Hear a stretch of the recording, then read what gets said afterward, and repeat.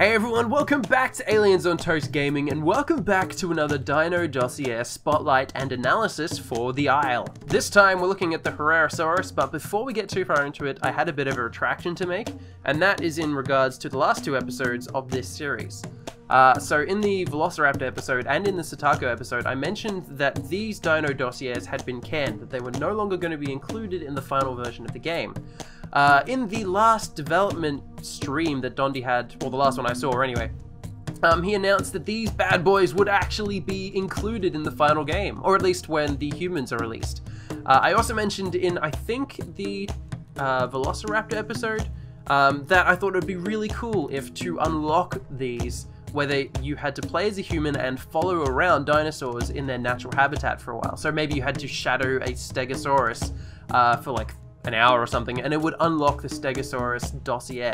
I thought that would be really cool, and it was announced that that is how these are going to be implemented. To actually unlock them, you need to stay in the proximity of a dinosaur for a certain amount of time without dying, of course. Or, you know, stay monitoring them for a certain amount of time. I'm not exactly sure how this is going to be implemented, but it's cool to know that these are actually canon again. They may get edited a bit before they're actually released, but for now, we can assume that everything on here was at least at some point relevant and still is, to some extent, relevant. Okay, so let's get into it. So the Herrerasaurus, I should note that this is the Herrerasaurus, and I'm pretty sure half the time I call it a Herrerasaurus. The Herrerasaurus, also known as Herrera's lizard, was discovered in 1963. So the other two dinosaurs that we have talked about, the Taco and the Velociraptor, were both discovered pretty early on in the 1900s. And this is probably the youngest one we've seen so far. So this was after World War I, after World War II, and sometime during the Cold War. It was around during the Triassic period in Argentina, which was about 230 million years ago. So this guy was around fucking ages ago. Holy crap. The dietary requirements for the Herrerasaurus is he's a carnivore scavenger. So specifically, I'm sure most of you probably know, playing as the Herrerasaurus means you're not actually killing that many dinosaurs. You will be scavenging for most of your life. This guy is 6 meters long, and as you can see just by this little picture here, he is quite a big dinosaur. Not as big as a Velociraptor, I mean, Utahraptor or a Rex or anything, nowhere near that big. But he is still pretty damn huge. That is a long tail, a long, slim body. 20 foot long is a big size for a dinosaur. If you were going to bump into this guy in the middle of the night, you would not survive that encounter. His height is 1.5 meters, so just below the average height of a human. His weight class is small, but that still means he weighs 350 kilograms, and that's pretty damn crazy. His damage type is bleed bite. So he is part of the Giga line and, well, I guess the Rex line nowadays, which means that he does contain somewhat of the bleed that ends up developing into the Giga. So it's nice to see that that's kind of continued through with this guy's development. Visual acuity for this guy means he's got excellent night vision. His sense of smell, as with all the dinosaurs so far, means requires further studies. We're not sure what that means, whether that means it's not going to be implemented or just a possible DLC in the future, who knows. Its temperament is aggressive, territorial. I don't think we've seen territorial yet. I remember that, you know, the Velociraptor was aggressive, but it's interesting to see that they've specifically put territorial down as the temperament for this guy. I wonder if that's just because Herrerasaurus don't actually have to survive that long in the Isle. You can pretty much just chill out as a Herra, find one bit of food, and then you're good to progress. So you kind of stick to the one area, and I wonder if that's kind of their way of making that a natural phenomenon rather than just a game phenomenon. Its overall stamina means it's got a higher metabolic rate, meaning that this guy's stamina is going to go down pretty slowly, and he's going to have to eat a lot of food to maintain that. So in the same time that it takes for, let's say, an aloe to lose all its hunger, this guy's had to have 3 or 4 meals.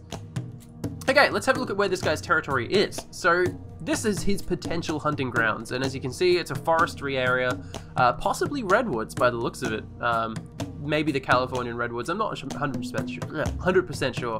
I don't know if Argentina actually has redwoods. I don't know enough about Argentina. But it does look like a forest of some kind. This is an incredibly intelligent and dangerous animal, small enough to lie in wait amongst the foliage or follow you inside a usually safe building. Now that is really cool. So back in the day, one of the really awesome background displays for the Isle was you were inside some sort of human base, and every now and then you'd see a Herrera shadow pass through this electrically lit area. And it was just this kind of really dark, creepy, like, holy crap, he could jump out from anywhere type scene, and I loved it. And I love that this is another mention of the fact that Herrera hunts humans. Well, because we know that humans are going to be coming to the Isle, that's never been a secret. But it's cool to see that the actual dossiers for these mention the fact that these guys follow humans around to eat, because that is a pretty sizable food source for a Herrera. I would hunt humans if I was playing as Herrera. The prey items, though, for this guy, the main food groups, taco, dryer, and galley. I'm guessing the Oro is probably going to fit in there too. I'm not sure if the Oro was available when these guys were released.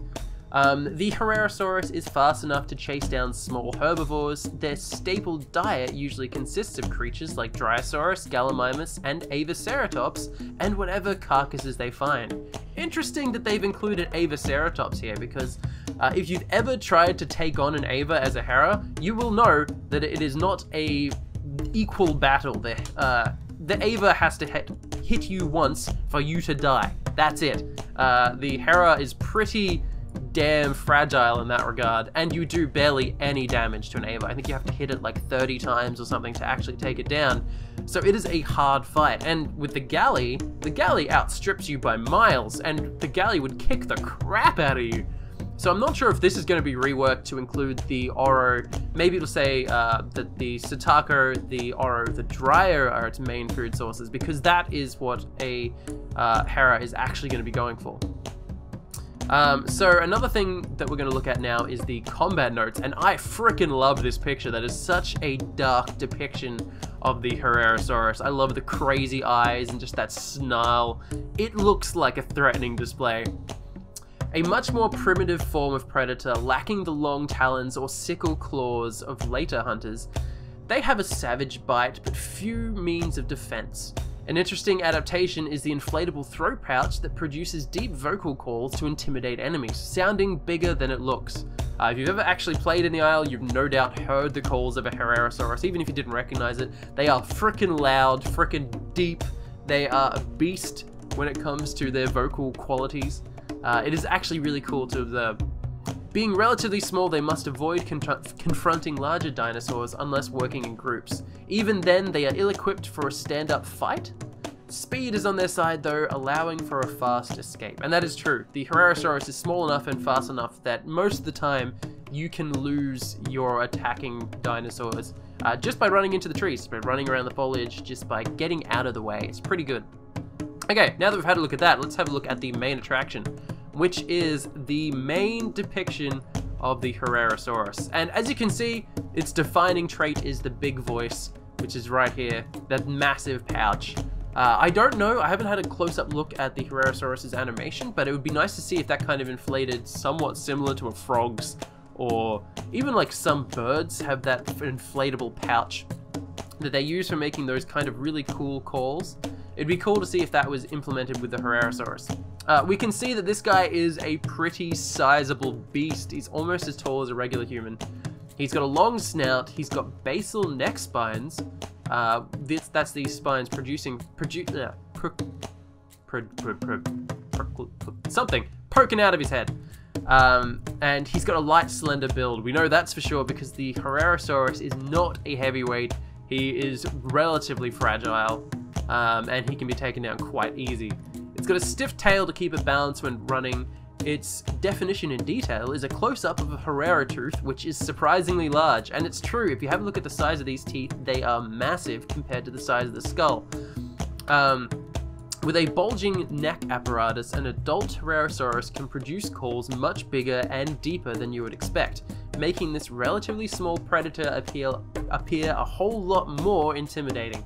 And that's true. I mean, if you've ever sat a Herrerasaurus and an Ostroraptor's calls next to each other, the Ostro, even though it's bigger and possibly more dangerous, sounds less intimidating than the Hera. The Hera sounds freaking huge and large and dangerous. He's got weak forelimbs though and long legs, which means he's not going to be grappling that many creatures, but he will be running around taking snips and bites where he can and getting away faster than you can get to him. So overall, this is a pretty cool dinosaur. He's been around for a while. I think he was one of the early released dinosaurs. He's been around since basically forever. And it's cool to see that this guy's getting a bit more love and attention nowadays.